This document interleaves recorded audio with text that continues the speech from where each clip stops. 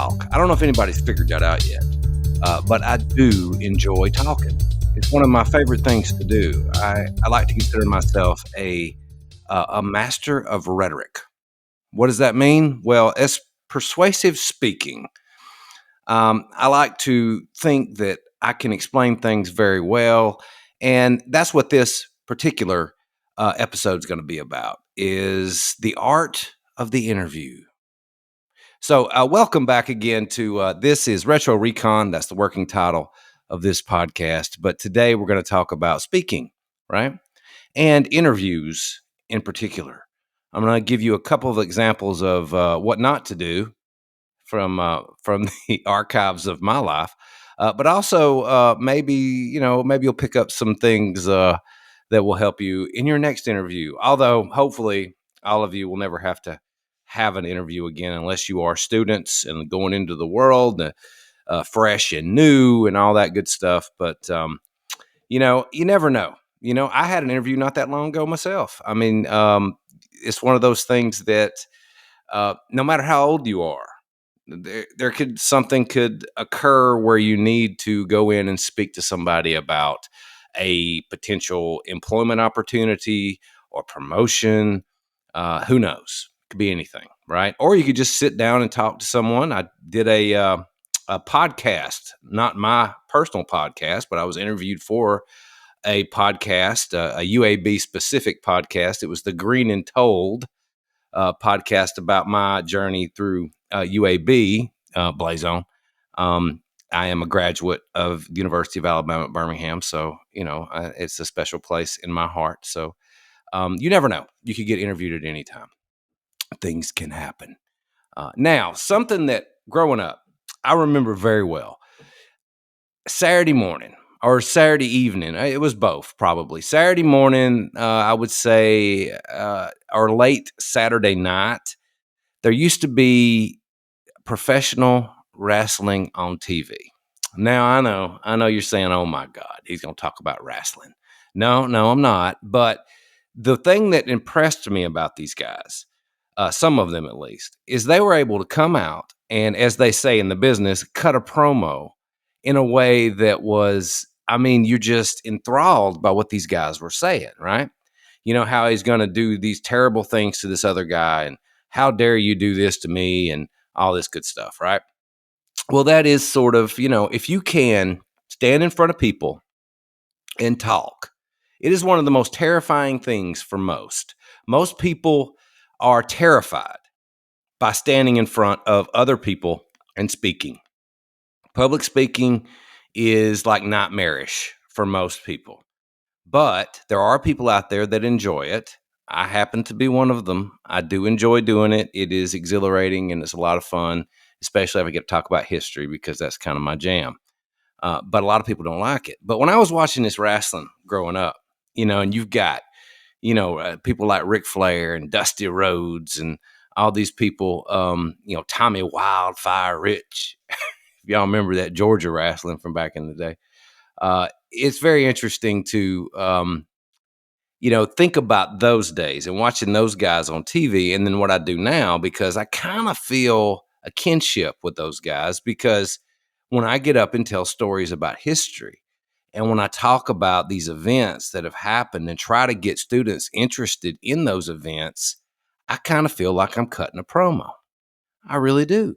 And it's a lot of fun. I have to say, it has been very rewarding for me to approach teaching in a certain way. I never really considered myself a teacher because teaching is hard. I mean, I respect the teachers in this country and any country. I respect the teachers, anybody who teaches anywhere in the world. You have my respect, and you are vastly undervalued and underpaid, because to sit there all day long and teach young people about stuff like math and science, I mean, you have my respect. That is a tough job. What I do is it's more of a fun thing. I'm kind of a purveyor of historical awesomeness, is what I like to refer to myself as. But anyway, so I've never really, I don't think I'm good enough to be an all day teacher. I'm kind of a bring me in for a one off show or something, and I'll cut a great promo and I'll leave. But anyway, so let's get to the crux of the whole thing, the art of the interview. I was thinking about this the other day because it came up, and I got to thinking, I had some pretty bad interviews in my time. And it's a very when you go in for a job interview or an interview for maybe a promotion or whatever it is, maybe you're at school and you're doing like an interview for some type of position or something. It's nerve wracking for most people, right? And it can be something that is just very stressful. And I'll give you a couple of examples of what it was like for me way back when in the day, right? So I remember when I was 18 years old, about to graduate from high school. My prospects were not great because I was, all right. So I'm going to be honest. In high school, I didn't really apply myself that much. C's get degrees, as they say. Or in that particular case, C's get high school diplomas. So I just sort of coasted. I was all about having a good time, thinking about, I'm going to be honest, beer and girls. That's about it. So I wasn't really all into the whole educational journey, right? I wish I would have been. And I will say, if you're in school now and you happen to hear this, the one thing advice I could give you is embrace that education because understanding and knowing things is so very important, right? It'll help you down the road. You'll make more money potentially if you know things, right? So anyway, um, so coming out of high school, I had, I was thinking, all right, so my daddy was a steel worker. I could try to go to work in steel mill somewhere or something like that. Maybe try to go to work for the city. What else could I do? I could go to community college, which was always an option, right? Though nobody was beating down my doors giving me any scholarships, but I did pretty good on a test called the ASVAB. I think it was the name of it. It was for the U.S. military, and they wanted me, right? The military wanted me, and I was very interested in the U.S. Marine Corps. Hoorah, right?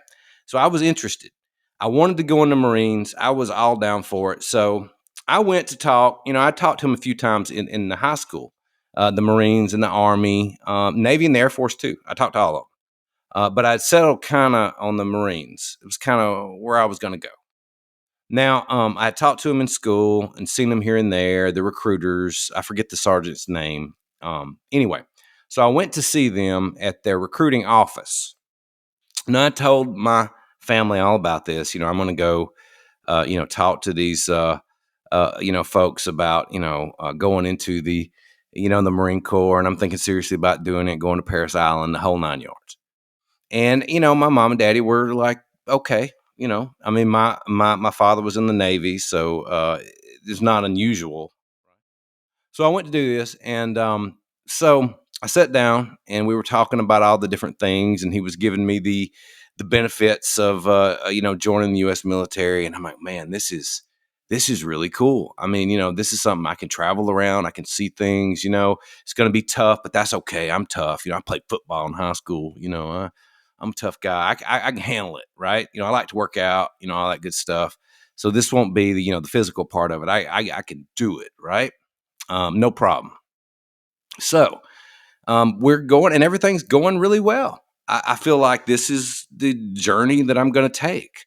I'm going to do this thing, and I was definitely ready to go. Now, I will mention this is in 1990. So it would have been, yes, it would have been 1990, almost summer of 1990. Now, if you know about history, there's something that's about to happen. If you can look back and think about history, I don't know, hopefully most of you lived through this, but if you are, I forget sometimes there are a lot of people out there that were not born like my son and my daughter were born in the 21st century. So I forget there are a lot of people that weren't born even in the 1900s. So, here we go. But there's an event that's about to occur. A guy named Saddam Hussein he's going to go into Kuwait, and there's going to be a bunch of mess that's going to happen in that area. Now, the United States is going to get involved, and there's going to be this what we refer to in the history circles as the first Gulf War. That is about to happen. So we're no, I mean months, really, I think, away from this occurring. Right. So and of course, there's no inkling of all this in my eye. My 18-year-old, let's go traveling and do all this cool stuff. In my sense of the world, which I didn't have much of one. I'll be honest with you, right? Not a whole lot. But so I'm sitting down with this recruiter. I'm ready to go, about ready to sign my name on the line, right? And somebody walks in the office where we're sitting, and they say, "Is there a Chris Perry in here?" And I look up and said, "Yeah, yeah, that's me." And she said, "Well, you have a phone call." And I'm like, "A phone call here?" And this, yes. And I'm like, "Okay." So I walked in and I, answered the phone, and it was my dear granny on the phone. And my granny was telling me, "Don't do it. Don't sign. Don't sign on the line. You'll sign your life away." And I'm like, "Okay, but it's not like Granny didn't like the military. Don't get me wrong, but she was looking out for me at that time. I think she understood, the kind of I don't know. I don't want to say I was a bad guy back then, but I wasn't exactly. Maybe I needed some discipline. So honestly, maybe it would have been a good thing. Anyway, so Granny says, "Don't do it. I will pay for you to go to community college. I will pay for you to do it right now. I'll give you the money, and you can go to community college." I'm like, "Okay." She's going to pay for me to go to Jeff State, which actually I work at Jeff State now, which is amazing to think about. But so she's going to pay for me to go to Jeff State. We used to call it Harvard on the Hill over there on Carson Road, if anybody knows. They're going to pay for me to go to Jeff State. You're good to go. Come on home. So I'm like, "Okay." And she said, "Don't sign anything." Okay. So I walk back in and I tell the sergeant, "Hey man, I'm sorry, but my my my granny's gonna pay for me to go to college, so I got to go." And he just looks at me dumbfounded, and I walk kind of out the door. Right now, this my granny actually looking back at this, she sent me to Jeff State, which I'm gonna be another really honest here. I was not ready for college. I was not ready for any kind of higher education at this point in my life at 18, because again, like I mentioned, the only thing I was interested in is beer and girls, and that is basically what I majored in when I went to Jeff State, and it didn't last long. I mean, because I was not the greatest student. Eventually, I think I kind of turned that around and did pretty well for myself as far as education goes. But at that particular point, I was not there, was not. But anyway, I left. My granny saved me from the first Gulf War. So literally, I can say that my dear granny saved me from a war. There you go. So that was my flirting with the Marine Corps. Came very close. Actually, it would have done me some good to go in the Marine Corps. I'm not gonna lie, it would have totally done me some good back then. But so anyway, I ended up doing my service in law enforcement a little bit later on. So kind of is what it is. But that wasn't the last time that my granny did something very similar. When I was going to trade in, I had a Jeep Grand Cherokee. When I first got my job in law enforcement, I had this Jeep Grand Cherokee that I had. I was absolutely in love with this thing. Paid too much for it, way too much. And so I'm about ready. I'm starting to understand that having a very expensive car note is not the best way to save up to get get a house or to have some money to do stuff. I'm basically spending all this money on this car payment every month. And so I go to trade it in. So I'm gonna go trade it in. I went to Jim Skinner Ford in Center Point, Alabama. And so I went over there, and I was gonna trade this Jeep Grand Cherokee in on like a some kind of Ford Escort or something. I don't know what it was. And Granny called over there again and said, "Don't do it, don't do it. I'll pay the car off." Now she had no idea how much I owed on this car. I'll say that. When she found out, she was kind of shocked. But she did say she would do it, and she did it. So uh, I miss that woman. She was something else. Anyway, so there you go. That was one particular incident where the interview got a little sideways on me. It turned out okay in the end, so I can't really say it was a bad thing. But now, speaking of career choices, there was a moment in my life where I thought I had hit the jackpot, right? I had an interview with a SIPCO, right? American Cast Iron Pipe Company. And this was when I was not, well, no, how, 21, 21. Okay, this is before I got into law enforcement. So I was around 22 ish is when I started policing, but I was 21. I had graduated at that point, believe it or not, from Wallace State in Hanceville with a degree in criminal justice. Woohoo! So I was, I was a little bit better than I was when the whole Marine Corps incident happened. But I still was looking for a, career, right? I thought I was going to go in law enforcement, but I had this opportunity to work for a SIPCO. They were looking for people. I had applied. Used to have to go down to the employment office and fill out literally, like with the pen, fill out the application and everything and give it to the employment office. And then they would send it. And then eventually, hopefully, you'd get a call. So I got a call. So, I mean, this is it, man. I mean, I've hit the jackpot. To get a job at a SIPCO back then was, and it may still be, I don't know, but back then it was huge. I mean, because it was a great place to work. Now, so I go to this interview and I'm ready, right? I even wear a tie, which for me is a big deal because I don't wear ties. I don't wear jackets. I don't wear ties. Never have. My daddy used to tell me all the time, you got to have a suit and tie for just in case somebody dies. He used to tell me that. And I have a jacket that doesn't fit very well, but I have one. I've just never been a, sorry, ZZ Top. I've never really been a sharp dressed man. I just am not. It's just not my style. So anyway, but I did this day. I had my tie on, the whole 9 yards. Went in to interview, and I'm like, this is it. I'm about to hit a home run on this deal. So I sit down with the guy, and the interview's going pretty well. Everything seems like, I've got a really good shot here. So then he asked me a question. He asked me, have you ever been around any dangerous incidents, or have you ever been around something that you thought was dangerous in nature? Did it, was there danger involved in something that you were doing? And I don't know why I thought of this at the time, this interview. I don't know why that this was the one thing that I had to bring up, but I had. And recently, my daddy used to work on lawnmowers. He had a lawnmower graveyard in his backyard. So he used to work on lawnmowers, and he had these moments that he would work on lawnmowers. So every now and again, he would ask me to help him do something, which again, I'm not a mechanically inclined guy.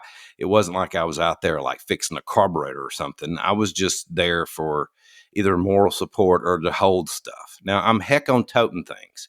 I'm really good at that. So if you want me to pick stuff up, I can do that because I am the best toter you'll ever see.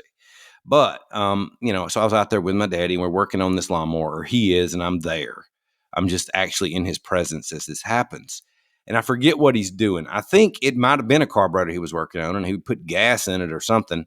And he was smoking. He used to smoke Kent Menthol Light 100s. I used to have to go up to the store and buy them for him, So a carton of Kent Menthol 100s, anyway. So he would smoke these menthols, and something must have, I don't know what it was. It was the gas he put in the carburetor or something, and some kind of spark from somewhere. The lawnmower caught on fire, right?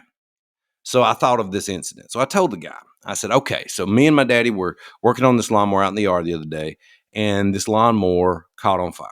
I mean, and it was a fire. And he's, oh yeah, okay. What did you do? And I looked at him dead serious, right in his eye, and I said, well, hell, I run. Because I did. I mean, there's fire. Yeah, fire on lawnmower, and I turned and ran the other direction because this one thing, fire's hot. It will burn your butt, and water puts it out, and that's it. I mean, you don't mess with fire, you just don't do it. So I went the other direction. I'm like, if this thing blows up, I don't want to be looking at it, right? Seems like the smart thing to do would be to go the other direction, but that's not what he was looking for. That's not what he wanted me to say. And needless to say, I did not get that job that day. So, as sad as that is, I didn't get the job. It's unfortunate. But I should have come up with something else to say about, you know, that. It's one of those things that uh, it just happens, right? I mean, that reminds me also, here's a little side story that has really nothing to do with, it sort of has to do with fire because it had to do with fire extinguishers. Um, there was a one time that actually, I think I told that story before, so I won't go there on that one. But anyway, so those are a couple of interviews that I did. Now, I will say this: the in history, when you're talking about people doing interviews, I always think of some of the worst interviews that were ever done happened during a very famous election, at least to me, the 1972 presidential election. Now, if you're asking, well, what's so special about 1972? Well, there was a lot. Now, of course, I mean, the election itself was kind of, Nixon won in a landslide. So it was McGovern against Nixon, and Nixon completely just decimated McGovern. Wasn't even close. But now it's interesting that it went that way because the specter of Watergate. This was around Watergate time, right? People didn't know about Watergate yet, but they were gonna real soon because it was happening at this particular time. Well, the McGovern campaign, they were looking for a vice presidential candidate, so they did their vetting of the people, right? Doing their due diligence, you would think. And as it turned out, they did not a great job because the guy that they chose was a guy named Thomas Eagleton. And Thomas Eagleton, uh, this would have been easy to find out in an interview, also a background check, I believe. But he had some baggage, some mental issues, right? And he had shock therapy for these mental issues, for real. And I mean, it is what it is. Things happen. I'm not, that's not at all like an issue. I mean, if you have mental, health issues, I mean, people have those. It's not a big deal. But if you're going to be vice president of the United States and it comes out that you had shock therapy, that is shocking, so to speak, to other people. So anyway, this was a comedy of errors on this, but Thomas Eagleton was going to be the vice presidential candidate. Then it came out that he was going to have, that he had shock therapy, and they totally missed it. And it was interestingly enough that the guy who was the campaign manager for McGovern was a guy named Gary Hart. And if anybody remembers Gary Hart running for president in the '80s, and he had an affair and on the monkey business, that was the name of the ship. They had the picture of him and someone on his lap that was not his wife. So anyway, there you go, Gary Hart. Now it should have been like a red flag for old Gary that he must have had other stuff on his mind when he was vetting Thomas Eagleton. But I felt bad for Eagleton because if you look at the press conference that he had to give, it's one of the most uncomfortable things, and you feel so sorry for the guy.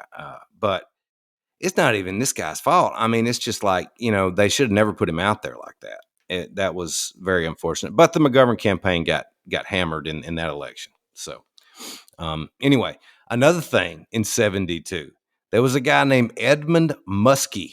He was the leading Democratic candidate, pretty much.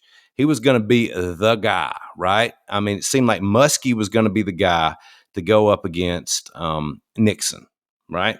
Edmund Muskie. And so Muskie had given this speech out in the snow. And during this, it appeared at least that he may be crying. It was referred to as the crying speech. And so it really wasn't a big deal, but there happened to be a guy that was covering the campaign and was not a big fan of Edmund Muskie, and his name was Hunter S. Thompson. Now, Hunter S. Thompson, I got to tell you, if you want to read about an interesting guy, Hunter S. Thompson is the guy, right? He's a very interesting character all the way around. Now, he started a rumor. If you've ever read Fear and Loathing on the Campaign Trail, in 1972. You've heard this before, but he started a rumor that Muskie was on this exotic drug named ibogaine, which was all made up, completely, totally made up. He totally, it was not even close to true. But Hunter S. Thompson practiced what was referred to as gonzo journalism. And gonzo journalism, he inserted himself in a really dramatic way into his stories. So they turned into like these, bigger than life kind of, really out there kind of things. And he called it gonzo journalism. And it's very interesting. If you've another one, if you've ever seen Fear and Loathing in Las Vegas, if you've seen Johnny Depp play Hunter S. Thompson and the copious amount of drugs the man took, I mean, you will see that. Now, there was some genius in Hunter S. Thompson as well, but he was, quite pharmaceutically enhanced, let's say. But so he said Muskie was on this drug called ibogaine, which is some kind of African like drug that is supposed to be like a tranquilizer of some sort. I think. Don't quote me on that. But it's just so outlandish. It was nuts. But people believed it, and that kind of shows you. I mean, this was. I've made the argument before. The 1972 presidential election was kind of the precursor to the elections that we have today, like this. This hyper political kind of atmosphere that we have, where all these stories come out, and most of them don't have a lot of validity to them. This was one, this ibogaine thing, because it killed Muskie's campaign completely. People believed that this guy was on some kind of crazy African drug, which he was not. He was not at all. But that's the kind of thing that some good interviews with people would have helped. So there you go. But anyway, that is the art of the interview for today's episode. I hope that it has been, if nothing else, maybe entertaining, right? So there you go. That's all we got. That is today's episode. And you're talking to the kiss stealing, wheeling dealing, limousine riding, jet flying son of a gun. I'm having a hard time keeping these alligators down. All right. Y'all have a good day.